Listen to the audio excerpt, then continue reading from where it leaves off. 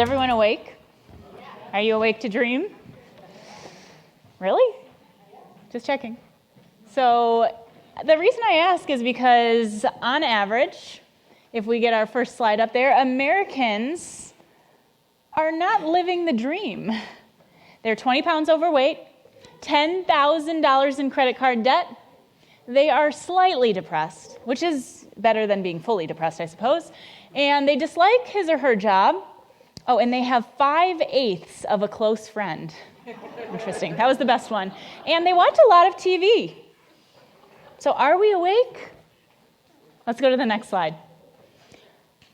That's Phoebes. I call her Panda Phoebes because she looks like a panda bear, obviously. So she's my mom's teacup Pomeranian. She is 4.5 pounds of utter cute.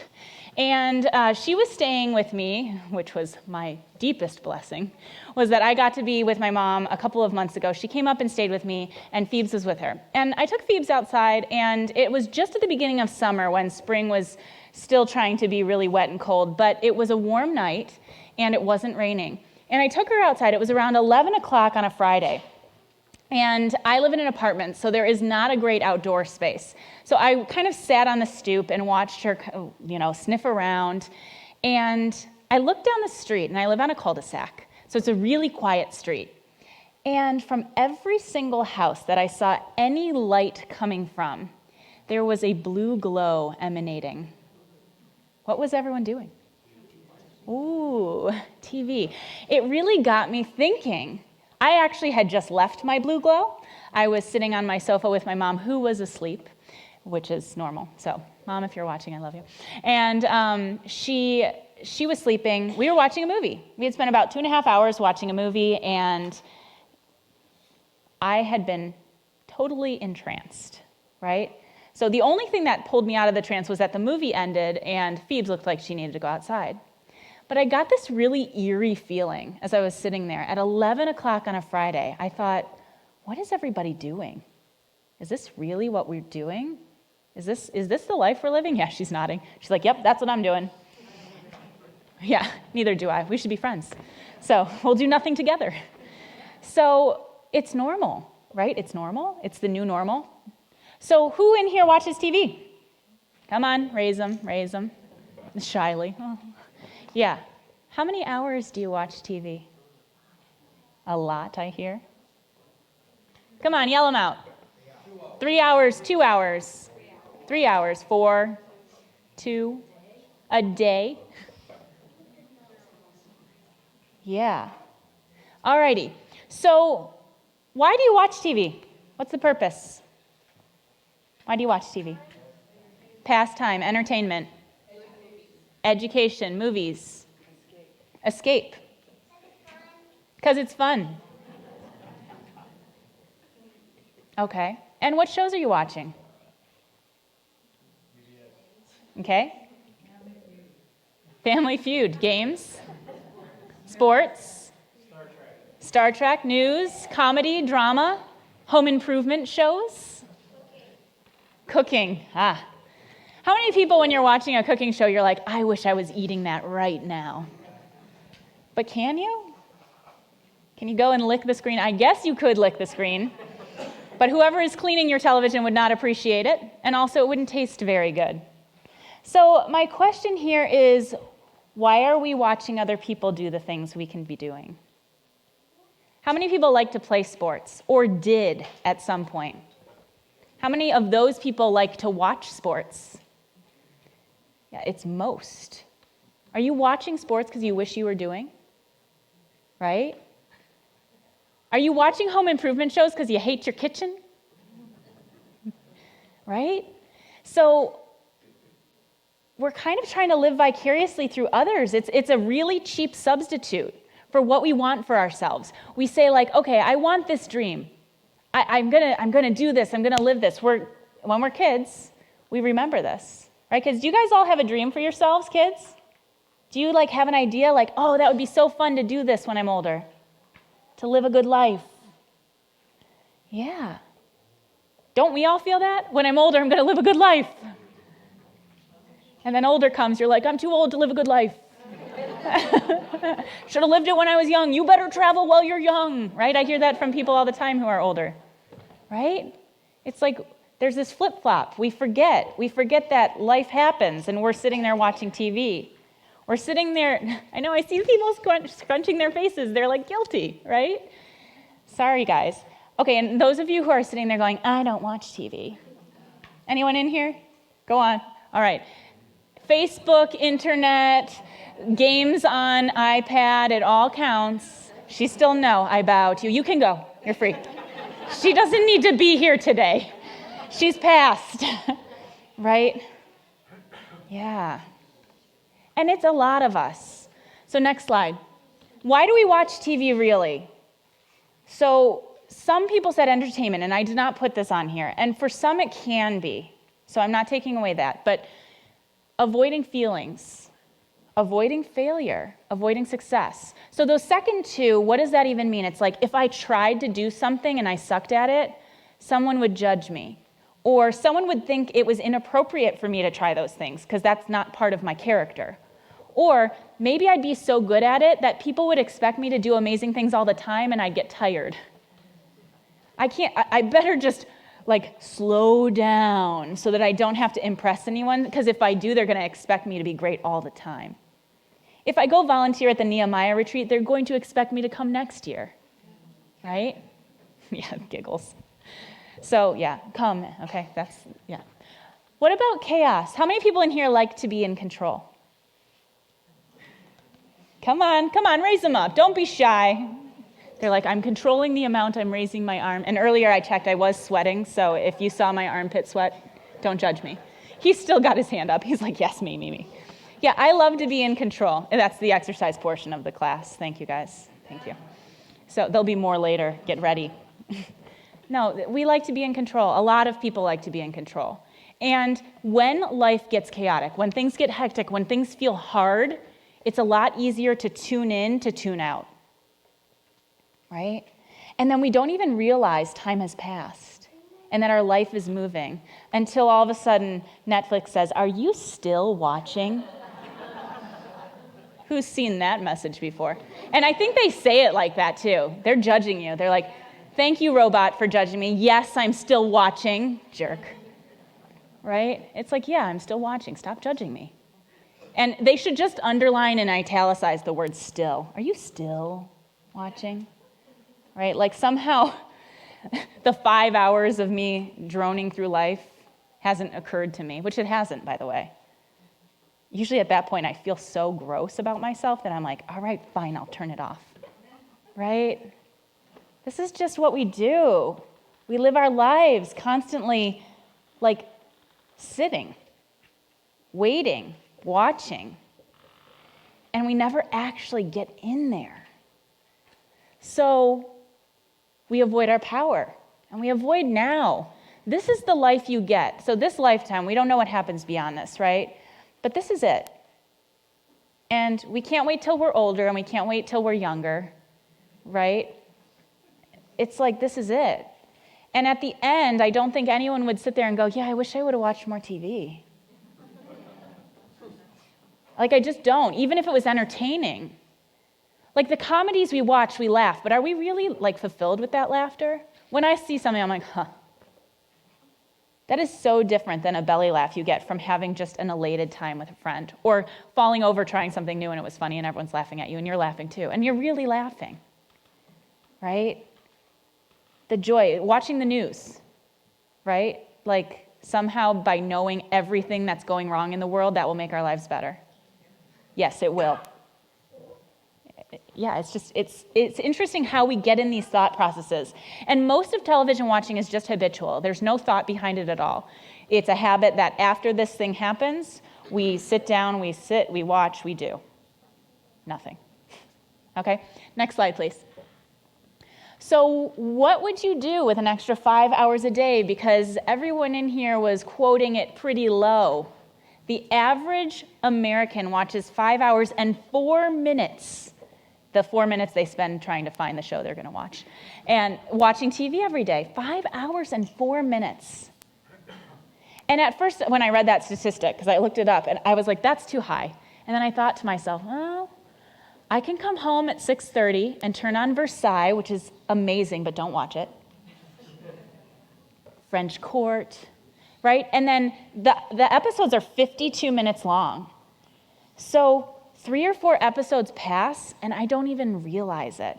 And I literally catch myself doing this all the time. I will sit down and I will say, I am going to watch 1 episode. It's like I'm threatening myself. And then it's like 5 episodes later, I'm like, shoot. Did you hear me just like censor myself? I realized who was here. It took me a moment. Yeah, I'm going to censor a little bit of what I've said in the earlier service today. That's 77 days per year. And yet so many of us do things and we say, I don't have enough time. I just don't have time. I'm really busy. Doing what? Really? Because with 5 extra hours of the day, that would be a lot of time. Like, I'd love to do this thing, but I don't have the time. So let me tell you, I actually did a 4-week study of no television for this presentation. It was in June, and it was a really great 4 weeks. And I found a couple of things happened when I did this. First of all, my house was immaculately clean. And it wasn't because I made myself. It was just like, okay, there was nothing else to do. So I cleaned my house. I also always had a home-cooked meal. I also started baking, which prior to that, I was a big fan of the Great British Bake Off on Netflix. Don't watch it. And I ate the food. I didn't have to lick the screen. I got to eat it. And then I was like, okay, I got to stop making so many sweets. But I started giving my sweets to other people, right? I actually found an acro yoga group, and now we meet every Sunday, and I do that, and I have a friendship group I'm building, right? It's like, I think that I don't have the time. Oh, and I also read like 3 books during this time, which is interesting because I'm a member of a book club, and every single month prior to this, to 2 months ago, I would say to them, I didn't have time to read the book. Really? I should have said, I was busy watching TV, right? So do we have time? Time is on our side. We have time. This is our life that we use this time now. And we have a limited amount of time. We don't know how long that is on this planet. We really don't. So we want to use it in a way that we actually are enjoying. Okay, next slide, please. What makes a good friend? Okay, so I'm going to ask this question. If you had a friend and you called them, and every time you guys were going to get together, you were like, hey, I'm so excited to get together, blah, blah, blah, and they called you, they were like, Game of Thrones is on, so I'm not gonna come. You'd be like, oh, okay, yeah, of course. You want me to come over and watch it with you? No, I don't look good when I watch TV, I just kind of look like this. So they're just like chill, right? So then you call them again, and you say, okay, we're going to do this thing. You guys make plans. You make a plan. You make a pact. You're going to get together, right? And then you're like, I'm on the 5th season of Sex and the City. And you're going, what the heck? Like, after a while, you're going to stop making plans with this friend, right? Now, this may sound silly, because if we had a friend like that, after a while, we just wouldn't have that friend anymore. We do this to ourselves all the time. I'm going to exercise right when I get home from work today. Oh, Game of Thrones is on. I'm going to do this. I'm going to go out and meet more friends. I'm really lonely. Sex and the City, season 5. I'm going to finally start that project I say I've wanted to start forever. Insert Netflix title here. Right? We break promises to ourselves, and we wonder why we have no self-esteem. We constantly break dates with ourselves. We break pacts, we break promises. We become these people we don't even know. Like, we look at ourselves, we're like, oh, right? Lethargy. Sadness. It's all there, and we're just numbing it away, afraid to face the truth that we're powerful, that we're great. Okay, how do you actually feel when you're watching TV? Anyone? It's gotten very solemn and somber in here. Everyone's like, you're taking away my joy. I feel sleepy. Okay, what else? Bloated. I love that one. What was that other one? Zoned out. Comfortable. Anxious. Okay. So, I don't know if you guys all know this, so I'm going to announce it officially here today. I believe myself to be a princess, just in case anyone was in doubt. So I got very into this show called The Tudors a couple of years ago, and it was on Netflix, and it's about Anne Boleyn and Henry VIII. And for those of you who don't know this about history, spoiler alert, at the end of season 2, Anne Boleyn is beheaded. Okay, so I am the sort who, when I'm watching a television show, I fashion myself after the character who is the prettiest and has the best dresses. That's just part of who I am. If they are pretty and they have good dresses, I'm like, that's me. Because that's who I want to be, right? I just love that. So Anne Boleyn was the prettiest, and she had the best dresses. And honestly, I have goosebumps thinking about these dresses. So instead of like going out and making dresses and wearing them, which would make me weird, but I'm curious about, I watch other people wear them. I'm very into these old-fashioned history shows because I just love the dresses. So anyway, a couple years ago, I had a boyfriend as well. I know, weird, right? Haven't heard that one in a while. So what happened was I thought of him as Henry VIII. And when he beheaded me, I was very upset. In fact, I cried for 3 hours. I actually cried for 3 hours. I could not pull myself together because I had to like put myself into the show, which is dangerous. So he got home from work, unbeknownst to him. I freak out. I'm like, you killed me! How could you? And he literally said to me, Erin, if you can't pull yourself together, you're not going to be allowed to watch television anymore. And I was like, yes, sire. Right? But I actually really did feel the emotions that this woman was going through as she was walking up to the chopping block, which was really real and really messed up.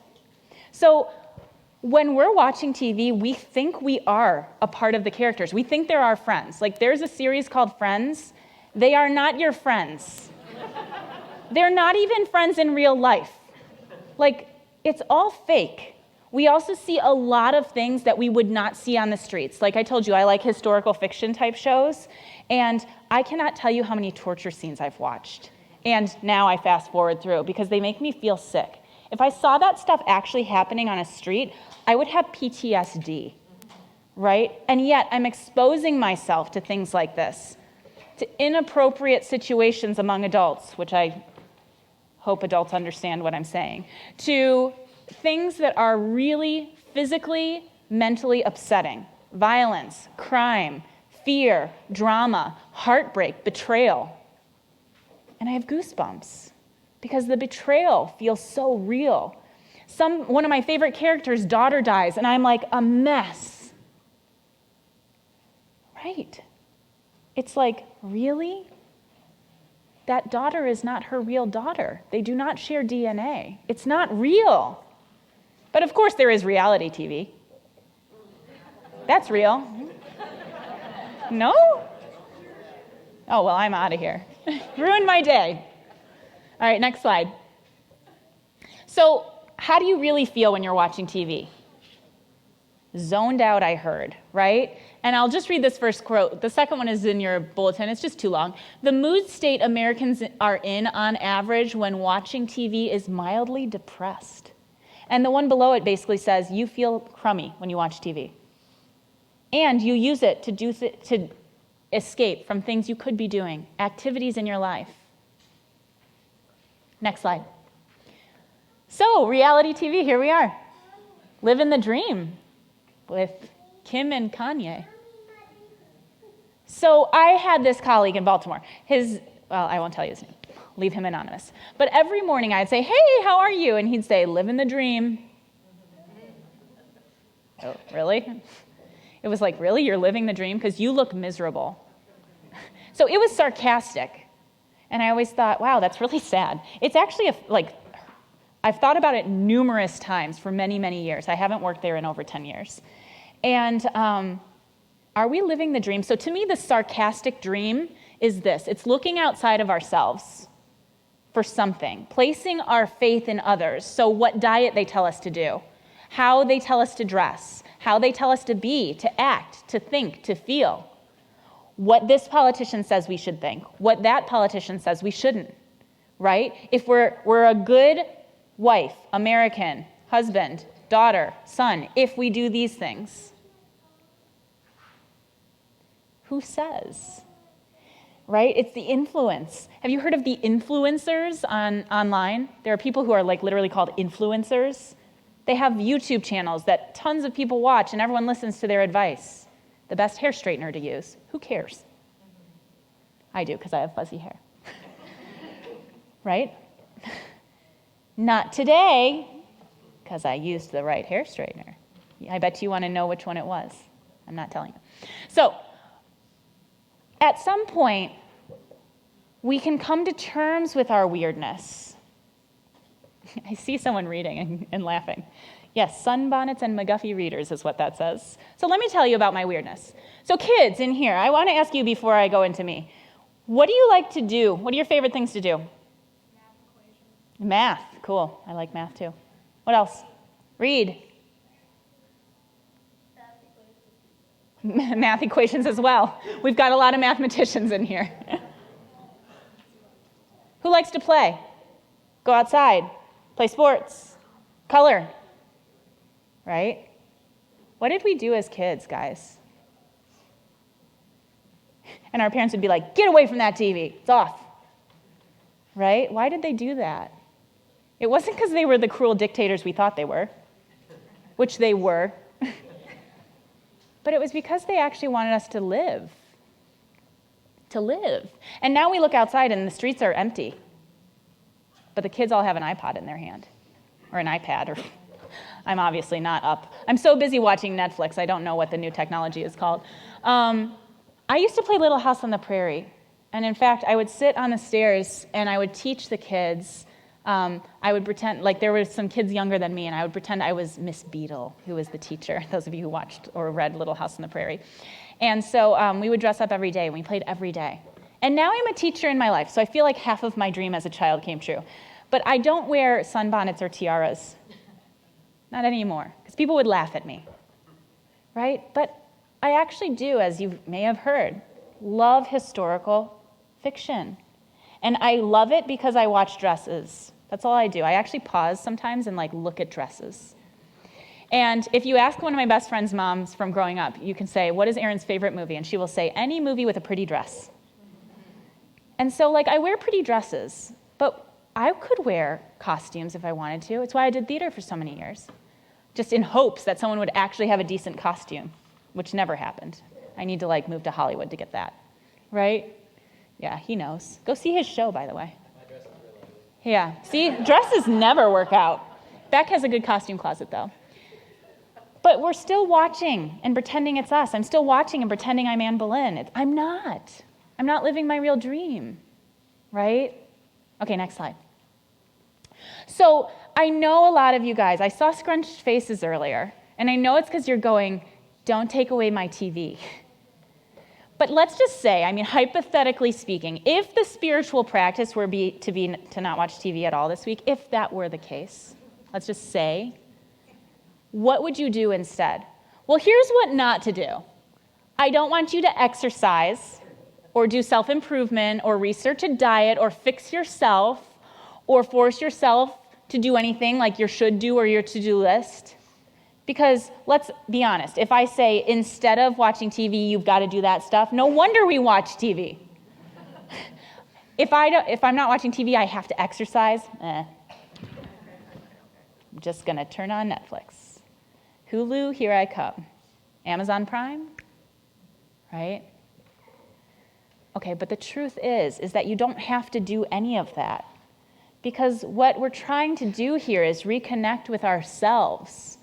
And so what did you love as kids? Go ahead and go to the next slide.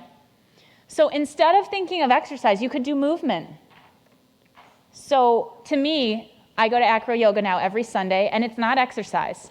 I'm trying things and falling, and yeah, I'm getting exercise. But exercise, if I were to define it for you, is punishment to try to become thinner. Yeah, that's what it is. So anytime you say, I'm going to exercise, what you're really saying is I hate you to yourself. right? Now, movement. When you're little, you don't say to kids, okay, everyone, line up, we're going to do calisthenics. Let's do aerobics, guys. You say, go play. You don't have, you can't watch TV, go play. You don't say, go do 15 crunches and then do another rep of this, squats, and then this, right? We don't do that. We forgot, though. We forgot to connect with what we find joyful. You could read. You could spend time meditating or connecting with God. You could actually go to bed. How many people in here feel tired ever? You're so tired you won't lift your arms up. People are tired because they're staying up so late. I'm really productive in the mornings. I can get a lot done if I get up at 5:30, and you're like, ew, I'd rather watch TV. I'm a night person. So then use your nights if you're a night person, right? I'm not taking away your joy. I'm inviting you to experience true joy, what you actually love, what you've forgotten to pursue, the dream you kept putting on the back burner, the thing you kept saying, when I have enough money, when I have this, when circumstances are somehow perfect and it all drops in my lap. You could do meal prep. Now, I'm not saying you have to make healthy meals. Like I said, I spend my time baking and eating my rewards, right? Just make yourself a homemade meal. How good would it feel? Even if it's just you in the house. And for me, it's like I live alone. I'm like, no, there's no one to cook it for. Oh, who am I? Right? We forget that we are worthy. We forget that all we have to do is wake up and do it. So, anything that you find joyful, fun, playful, things that you loved as a kid, reconnect. All right, last slide. So, okay, I lied. The spiritual practice is to turn off the TV. So turn it off. Okay, turn off your screens. Get off Facebook. Get off what is that, Candy Crush? Right? Wake up. Start dreaming alive, awake, present. And let me know how it goes. Okay, so everybody stand up. Reverend Joanne would just say, who's going to be joining me? And you guys would go, So this is the exercise portion. Is everyone awake? Yes. Raise your right hand. Repeat after me. I do solemnly swear that I will turn off the television this week. Oh, I didn't see some people's mouths moving. And I will do what I love. And that I'm up to no good. Harry Potter reference. All right, thank you guys. Oh, give me a standing ovation, please. Thank you.